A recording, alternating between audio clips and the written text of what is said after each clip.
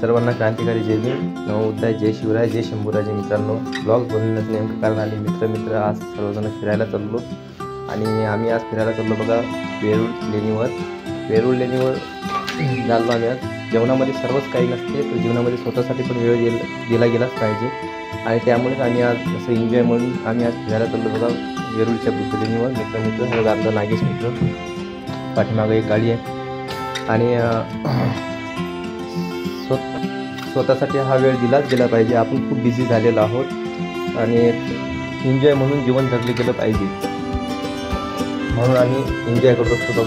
बघा आता आम्ही आलो बुद्ध लेणीवर, वेरूळची लेणी आहे बघा. हे बघा सर धबधबा, पाण्याचा धबधबा. हे बघा बुद्ध लेणी 12 नंबरची लेणी आहे बघा.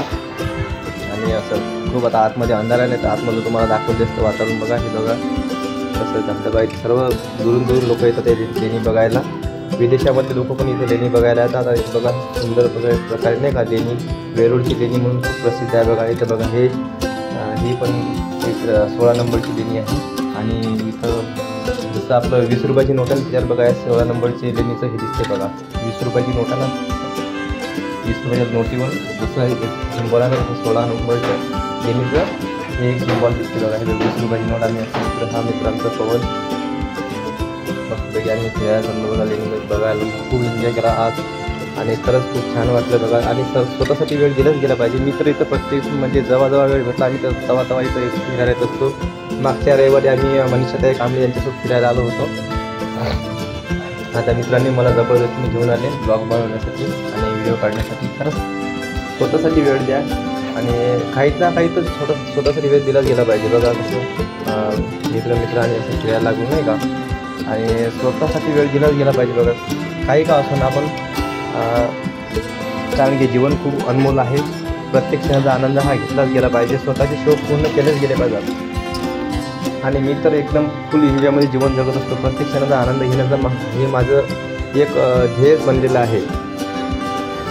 आता लेणी वगैरे भरपूर बघितली. आता लेणी बघता जर तुम्हाला लेणीबद्दल माहिती म्हटलं तर पूर्ण दिवस पण कमी पडून जाईल. एवढी लेणी म्हणजे असं पाय दुखत नाही का. मग तुम्हाला थोडक्यातच त्याबद्दल माहिती सांगितली.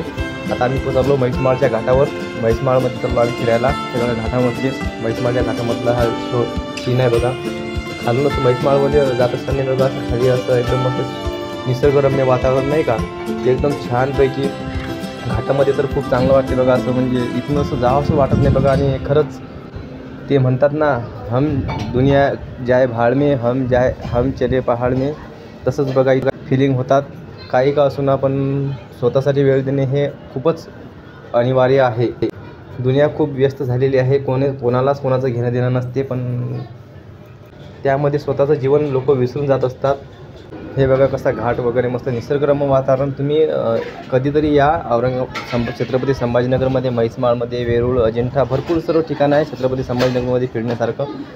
आणि खरंच खूप असं आनंदमय वातावरण, निसर्गरम्य वातावरण आहे छत्रपती संभाजीनगरमध्ये. असं वातावरण आहे की तुम्ही असे काही टर्निंग पॉईंट आहेत की तुम्ही 2-3 दिवस तुम्हाला नुसतं फिरायला लागतील बघा. कसं एकदम घाटामध्ये म्हैसमाळचा घाट आहे. म्हैसमाळचा आम्ही खाली उतरत असताना हा व्हिडिओ काढलेला आहे बघा. आता आम्ही आलो इथं, याला आम्ही व्ह्यूज पॉईंट म्हणतात याला. मस्त घाटामध्ये एकदम खूप छान असं वातावरण आहे बघा. तर मित्रांनो, कसं वाटलं आजचा ब्लॉग, नवीन ब्लॉग बनवण्यासाठी धन्यवाद.